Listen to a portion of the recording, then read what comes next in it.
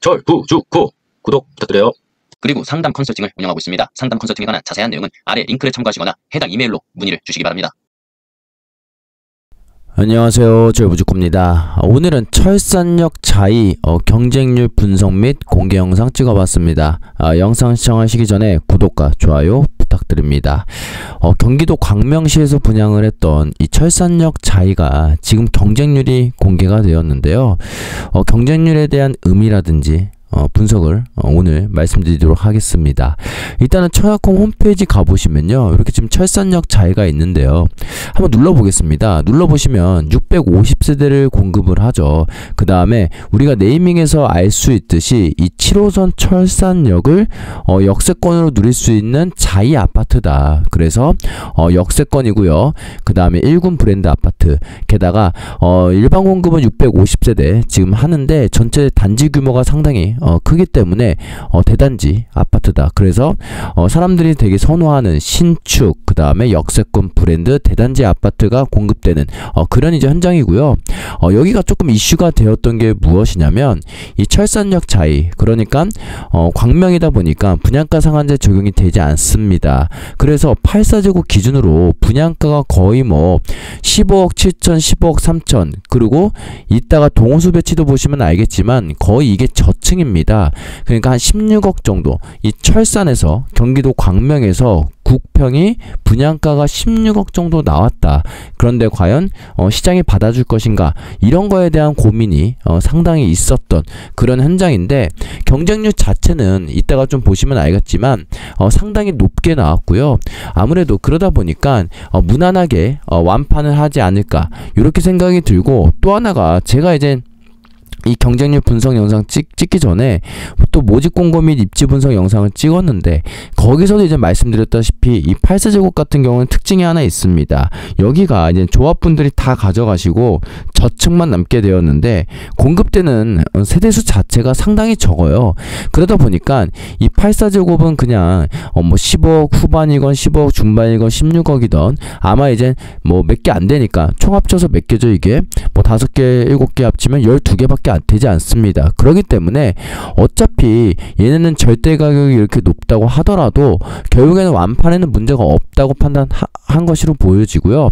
결국에는 주력 같은 경우가 이제 5구랑 4구인데 특히 이제 4구랑 5구, 4구 같은 경우는 뭐 118세대가 공급이 되고 지금 분양가가 8억입니다. 그러니까 이게 주변 시세랑 비교해 봤을 때는 8억이 상당히 높은 가격인데, 지금 이젠 절대적인 가격 자체로 봤을 때는 수요가 상당히 많은 그런 가격대이기 때문에 아무래도 가격 책정을 이렇게 함으로써 세대수가 많은 그런 평형에 좀 더 집중을 하지 않았나, 이렇게 생각이 들고요. 특히나 이제 4구제곱 같은 경우 일단 단지 배치도 보시면 알겠지만은 여기가 철산역 자이가 좀 이렇게 단지별로 약간 구분이 되어 있습니다. 근데 4구는 얘네가 진짜 머리를 잘 쓴 게 무엇이냐면 메인, 그러니까 커뮤니티를 손쉽게 이용할 수 있는 메인 단지의 모든 그 물량을 다 배정을 함으로써 4구제곱의 메리트를 높였다. 그리고 보통 이제 4구제곱 같은 경우는 이런 쪽에서 분양가를 높게 책정하고 이렇게 공급되는 세대수가 어느 정도 있는 그런 4구제곱 같은 경우는 평면도를 상당히 기가 막히게 내놓습니다. 4구제곱임에도 불구하고 뭐 3베이에 마토품 판상형 뭐 요렇게 내놓는 경우가 많은데, 여기 철산역 자이 같은 경우는 한번 이제 평면도 같은 거 쫙 보시면 그냥 일반적인 평면도입니다. 일반적인 평면도 2베이에 그냥 마토품도 안 되는 그런 이제 일반적인 4구제곱 평면도를 내놨음에도 불구하고 이 단지에서 이렇게 보시면 지금 이게 단지 배치도거든요.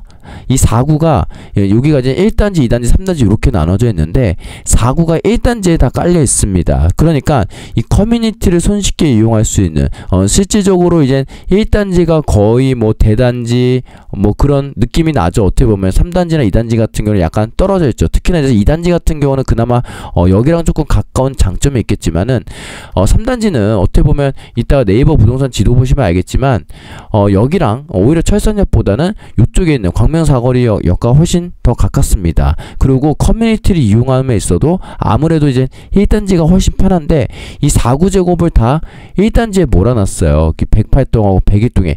그런 측면에서 약간 4구제곱의 메리트를 높였다. 그리고 또 한편으로는 5구제곱 같은 경우는 오히려 이제 301동하고 302동에 다 몰아놨습니다. 그래서 또 이제 5구제곱 같은 경우도 뭐 이쪽 2단지 같은 경우도 일부는 있는데 약간 뭐랄까요, 그냥 동호수 배치도 보시면 알겠지만 오히려 이제 고층 이렇게 84제곱 같은 경우는 지금 보시면 알겠지만 고층이 거의 다 저층입니다. 84제곱 같은 경우는 10 몇 세대밖에 안 되기 때문에 이렇게 다 저층에 몰아놓고요. 5구제곱 같은 경우는 아예 301동 302동에 조합분들이 다 가져가지 않고 그냥 여기에 다 모든 층을 배분함으로써 좀 약간 사람들이 5구제곱 그러니까 분양가를 보시면 알겠지만 주변 시세보다는 뭐 비슷하거나 조금 높은데 싸지 않습니다. 절대로 뭐 12억대 뭐 8억대 뭐 이런 아파트들을 절대 가격이 좀 접근 가능한 아파트, 특히나 이제 주택담보대출이 지금 6억까지 밖에 되지 않기 때문에 그런 거를 조금 노려봤을 때 가장 수요층이 많은 그런 평형대 그 가격대의 아파트들을 약간 단지 배치도랑 동호수 배치도 측면에서 메리트를 줌으로써 조금 이제 그런 수요 그 경쟁률이 높게 좀 유도하지 않았나 이렇게 생각이 들고요. 뭐 84제곱 같은 경우는 분양가가 높든 안 높든 그냥 12개는 뭐 천천히 팔아도 된다 이런 생각으로 지금 분양 계획을 조합들이 짜신 것 같다. 그래서 상당히 조합들이 어떻게 보면 머리를 잘 써서 약간 이제 수요층을 겨냥한 그런 이제 가격 책정, 뭐 동호수 배치이지 않을까 이렇게 생각이 듭니다. 뭐 4구 같은 경우는 뭐 고층까지 지금 뭐 108동하고 101동에 다 배치가 되어 있습니다. 뭐 101동, 108동. 그러니까 이제 1단지에 들어옴으로써 뭐랄까요, 이제 커뮤니티 시설 같은 경우를 좀 손쉽게 이용할 수 있다는 그런 걸 좀 어필하지 않았을까 이렇게 생각이 들고요. 여기 이제 보시면 커뮤니티 같은 경우도 지금 수영장까지 다 있습니다. 그러니까 사업 계열을 좀 보시면 여기가 한 지금 2000세대 정도 되는데 강남에서 한 500세대, 강남에서 뭐 1000세대, 200세대, 500세대만 넘어도 강남은 다 뭐 수영장 이런 게 다 깔립니다. 뭐 제가 있는 개포 같은 경우도 여기가 이제 한 1300세대 요 정도밖에 되지 않음에도 불구하고 그리고 무려 연식이 지금 한 7년 정도 흘렸어요. 그러니까 2019년에 입주했는데 그런 아파트가 1300세대임에도 불구하고 다 수영장에 깔리는데 강남이 아닌 그런 지역, 특히 원펜타스 같은 경우는 뭐 500세대인가 600세대 뭐 그 정도밖에 안 되는데 수영장까지 다 깔리죠. 근데 이제 여기 강남이 아닌 곳 같은 경우는 뭐 2000세대 3000세대 넘어가도 그 수영장 같은 곳이 안 깔리는 경우가 많습니다. 근데 여기는 2000세대임에도 불구하고 지금 이렇게 수영장까지 깔리고 커뮤니티 시설을 되게 빵빵하게 넣었다. 그렇기 때문에 이런 거를 좀 어필하지 않았을까 이렇게 생각이 들고요.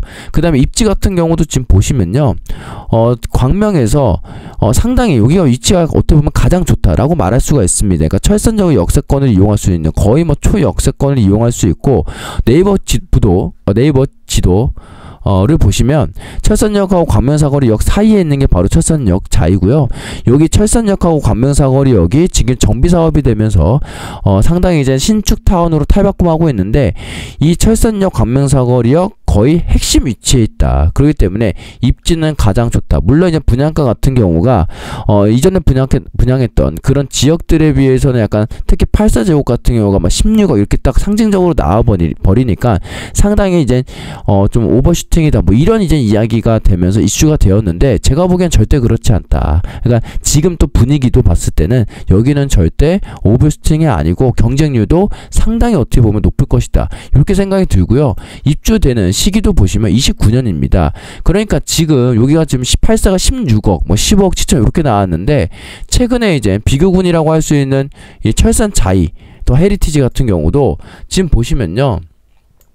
여기 뭐 9억으로 되어 있는 이거 약간 특수거래 같고요. 약간 다른 형태의 거래고요. 최근에 이제 일반적으로 8세가 거래된 가격대 보시면 여기 14억, 그 다음에 여기는 뭐 15억 2천, 여기는 뭐 14억 9,500 뭐 이렇게 거래가 됐습니다. 그러니까 15억 내외에서 거래됐는데 여기는 연식이 25년이죠. 그리고 철산역 자이 같은 경우는 훗날에 들어오게 되면 29년식입니다. 그러니까 거의 뭐 4년 정도 지금 좀 연식이 차이가 나고 입지적인 측면에서 봤어도 철산역하고 훨씬 더 가까운 그런 위치이기 때문에 뭐 브랜드는 같다고 하더라도 그러기 때문에 이 시장에서 충분히 받아줄 것이다. 저는 이렇게 생각이 들고 실제로 경쟁률이 또 그렇게 나왔습니다.